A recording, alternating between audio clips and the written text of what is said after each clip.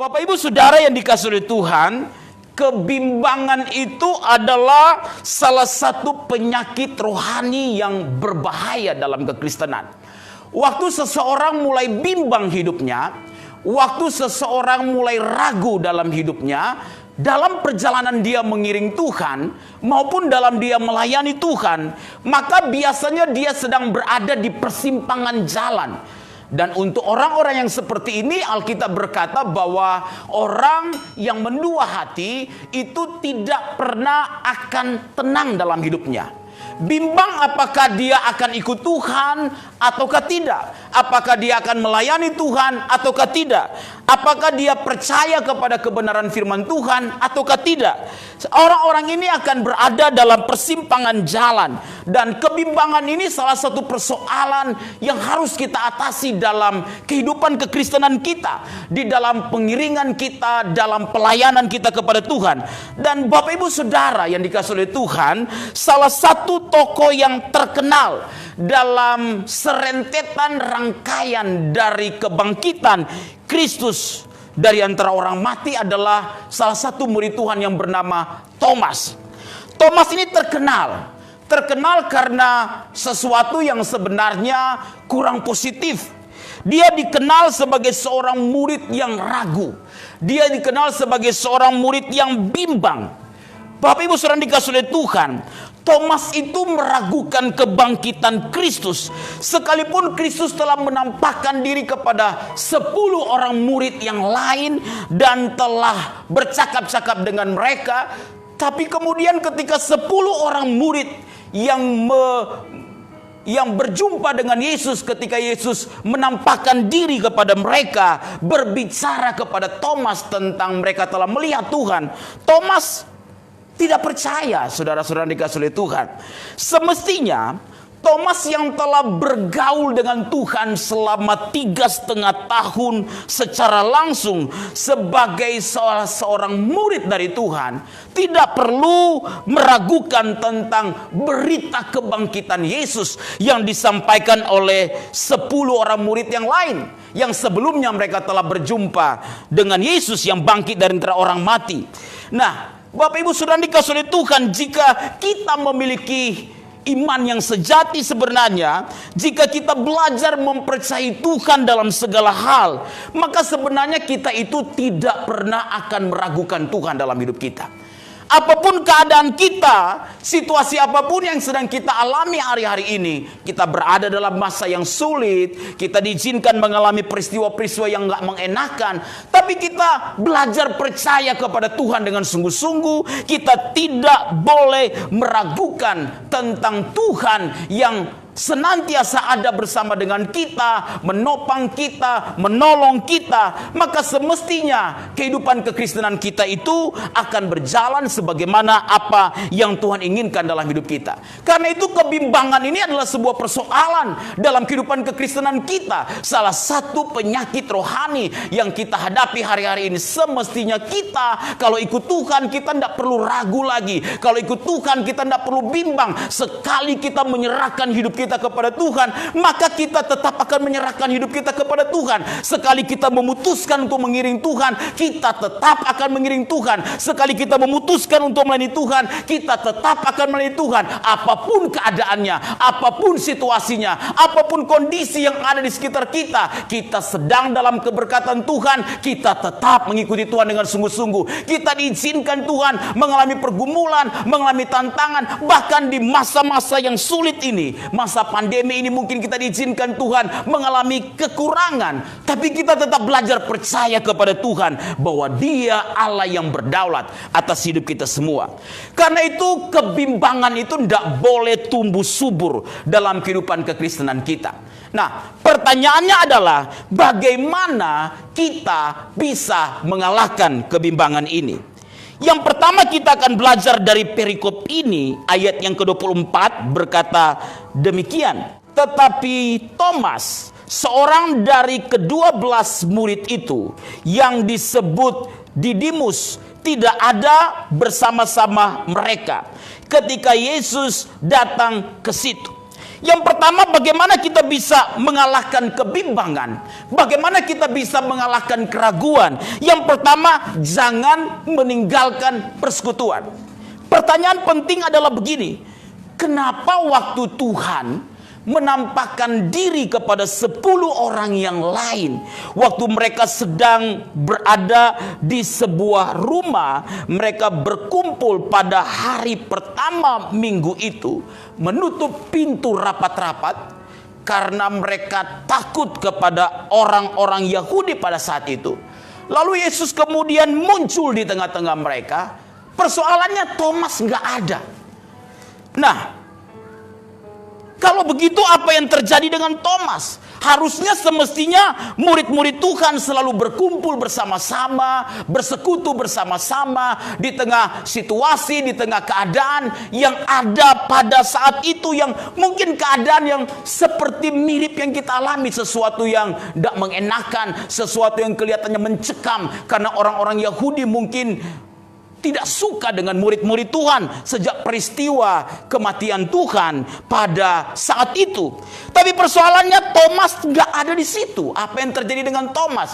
Kenapa Thomas bisa meninggalkan kelompok murid-murid persekutuan yang ada? Bapak Ibu Saudara, kalau kita meninggalkan persekutuan, maka kita memang mudah ragu dalam hidup ini. Kalau kita meninggalkan persekutuan, maka kita memang mudah bimbang dalam hidup ini. Banyak orang bisa meninggalkan persekutuan dia dengan Tuhan, meninggalkan saat teduh pribadi dia dengan Tuhan, bahkan meninggalkan kebaktian-kebaktian yang ada, yang itu justru semakin akan membuat kita itu jauh dari Tuhan, dan bisa membuat kita bertanya-tanya apakah Tuhan bisa untuk menolong kita ataukah tidak. Kita memang berada pada masa pandemi ini karena COVID-19 ini membuat gereja-gereja harus mengadakan ibadah secara online. Tidak terkecuali dengan gereja kita juga mengadakan ibadah secara online, Bapak Ibu Saudara. Tapi sekalipun kita mengadakan ibadah secara online, saya mau sampaikan kepada Bapak Ibu Saudara, maka jangan pernah meninggalkan persekutuan. Tetap ikuti ibadah. Walaupun kita ibadah dari rumah, kita mempersiapkan diri dengan baik, ya, tetap kita menyiapkan hati kita dengan sungguh-sungguh untuk kita mendengarkan firman Tuhan, walaupun kita berada di rumah masing-masing. Karena persekutuan kita dengan Tuhan bisa ada di mana saja. Bisa lewat tatap muka secara langsung, bisa kita lewat online seperti ini, Tuhan bisa hadir.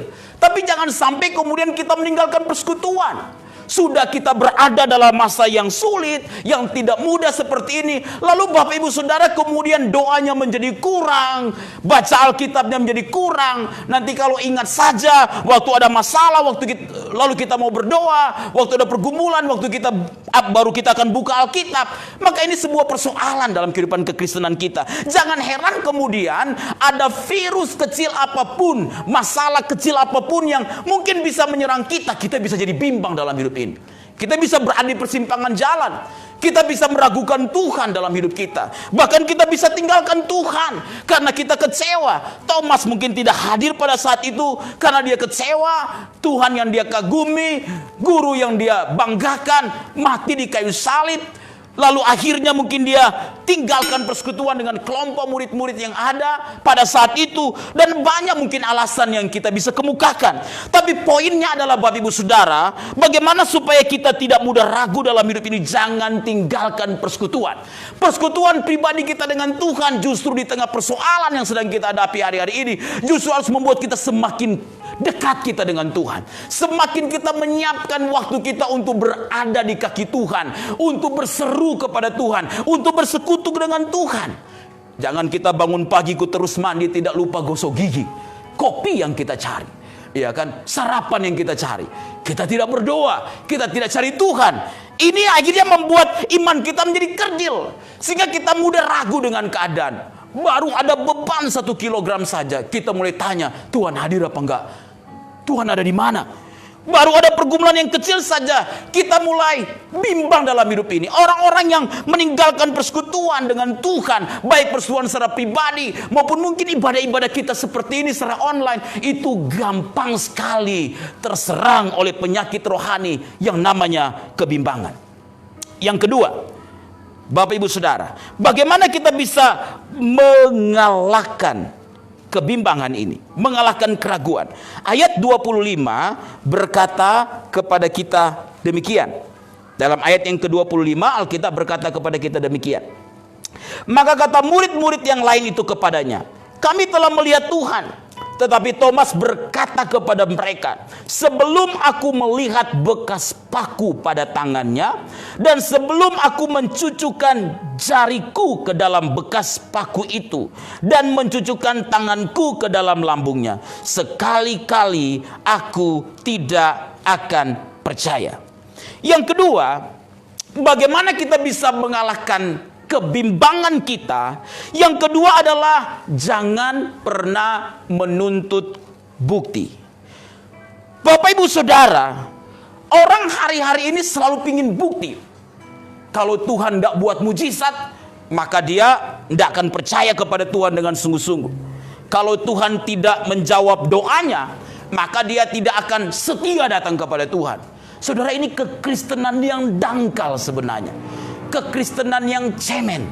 Hanya karena Tuhan menjawab doa kita, baru kita bisa percaya kepada Tuhan. Hanya karena Tuhan buat mujizat dalam hidup kita, baru kita percaya kepada Tuhan. Ini kekristenan yang dangkal sekali, Bapak Ibu Saudara.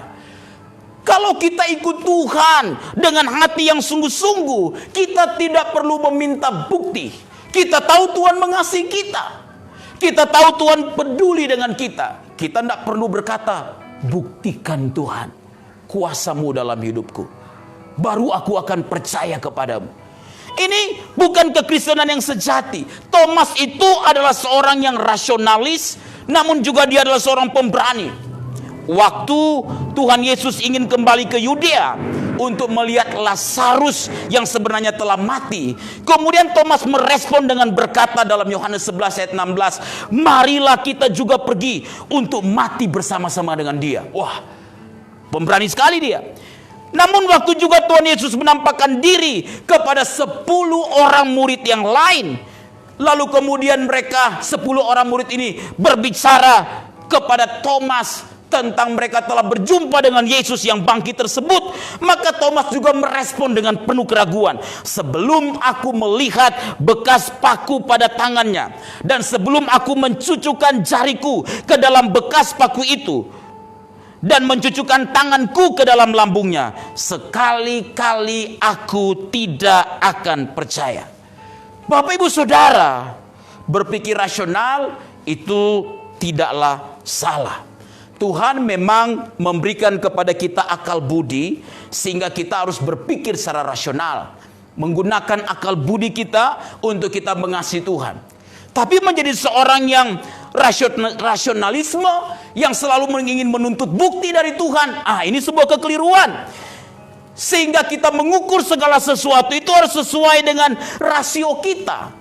Ikut Tuhan itu begitu luar biasa, saudara. Kadangkala rancangan Tuhan dalam hidup kita di luar apa yang kita pikirkan, di luar apa yang kita bayangkan dalam hidup kita. Kadangkala cara Tuhan untuk menuntun kita, cara Tuhan untuk membimbing kita di luar akal kita, di luar apa yang kita pikirkan dalam hidup ini, Bapak Ibu Saudara. Karena itu kalau kita ingin menjadi kekristenan yang dewasa dalam hidup ini, kita tidak perlu menjadi orang Kristen yang sedikit-dikit ingin minta bukti. Sama ketika seorang anak, dia berkata kepada orang tuanya, kalau papa mengasihi saya, maka buktikan papa mengasihi saya. Wah, jadi selama ini dibesarkan sampai umur 18, apakah papa tidak mengasihi kamu?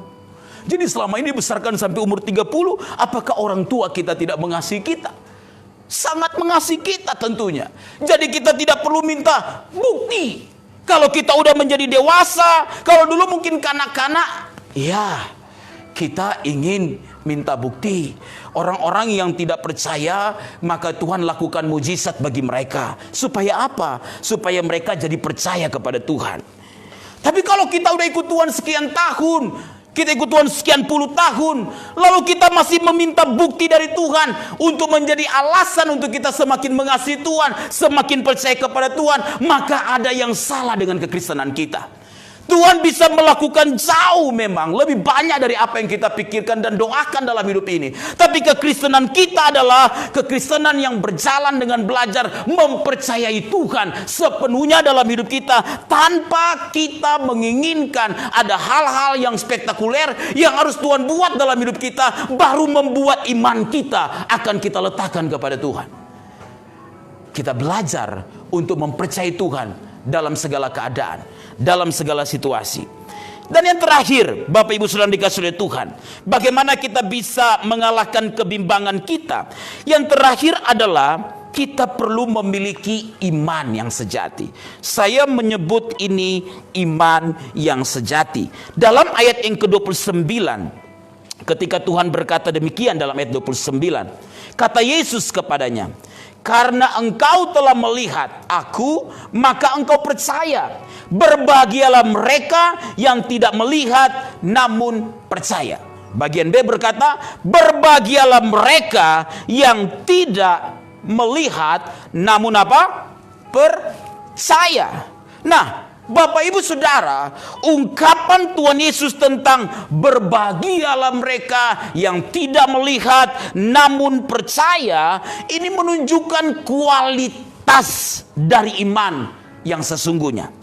Dunia yang kita tinggal, Bapak Ibu Saudara, adalah dunia yang rumit, dunia yang bermasalah.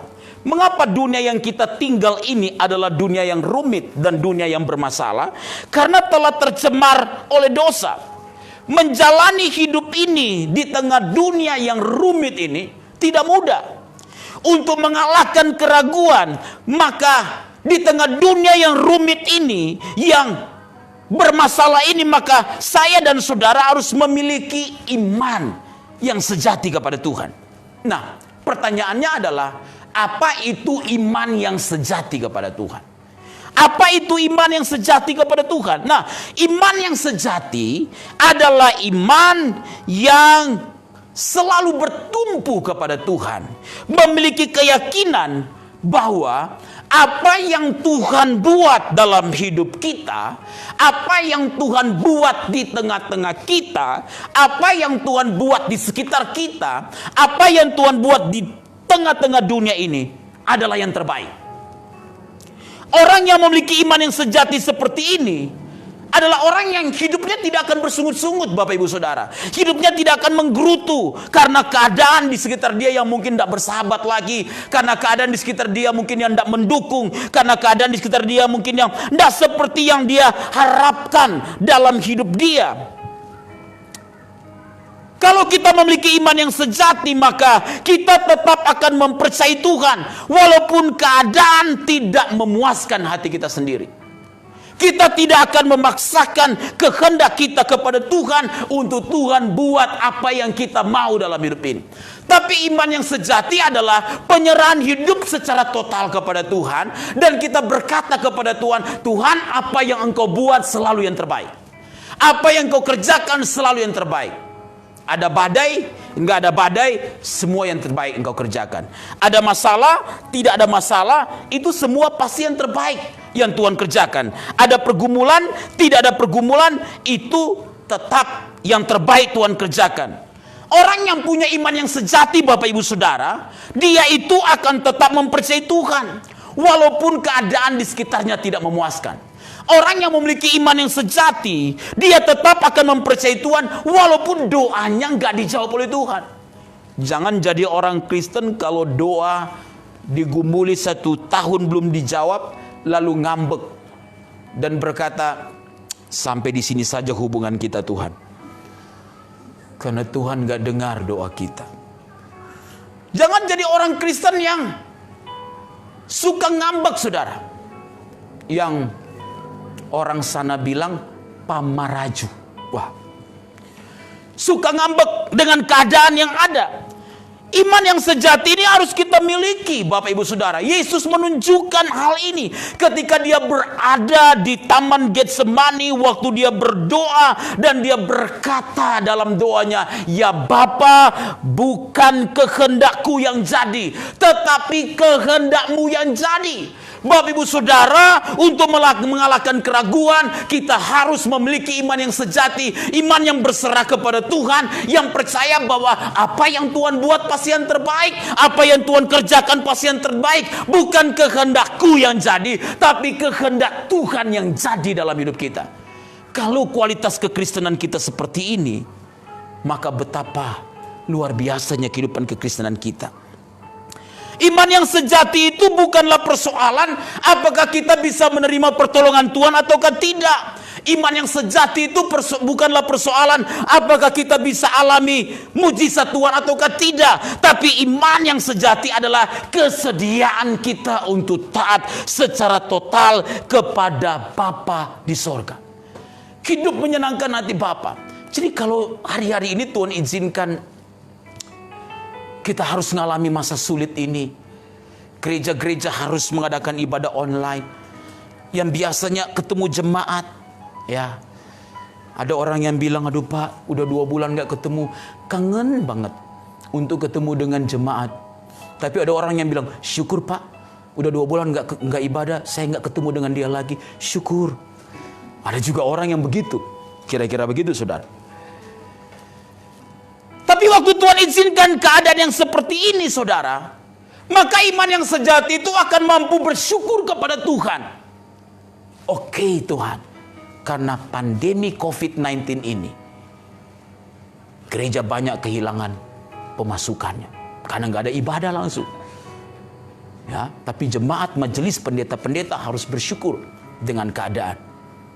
Jemaat kehilangan pekerjaan mungkin, beberapa kehilangan pekerjaan, penghasilan mungkin akan menurun, dan mungkin sudah menurun karena situasi yang ada saat ini. Ya, tapi tetap belajar bersyukur. Saudara-saudara yang mungkin tetap diberkati oleh Tuhan karena tetap establish ekonomimu, pekerjaanmu, maka engkau harus tetap mengingat Tuhan dengan mungkin memberkati orang-orang yang membutuhkan di sekitarmu, memberkati gerejamu yang membutuhkan. Karena untuk itulah kita dipanggil supaya kita menjadi berkat, kata Alkitab. Jadi iman yang sejati itu Bapak Ibu Saudara bukanlah persoalan pendemonstrasian kuasa Tuhan dalam hidup kita. Tapi iman yang sejati adalah bagaimana perjuangan saya dan saudara untuk kita hidup berkenan kepada Tuhan. Untuk kita hidup menyenangkan hati Bapa. Bahwa kalau apa yang dikerjakan Tuhan, yang diizinkan Tuhan terjadi dalam hidup kita, tidak seperti yang kita harapkan dalam hidup ini, kita tetap bersyukur. Ya, tidak kemana-mana, berada di rumah saja, punya banyak waktu untuk berdoa, bukan punya banyak waktu untuk tidur. Karena kaya tidak dikerja Pak, bangun, makan, tidur, bangun, makan lagi. Nah, kita harus gunakan waktu semaksimal mungkin, sepositif mungkin.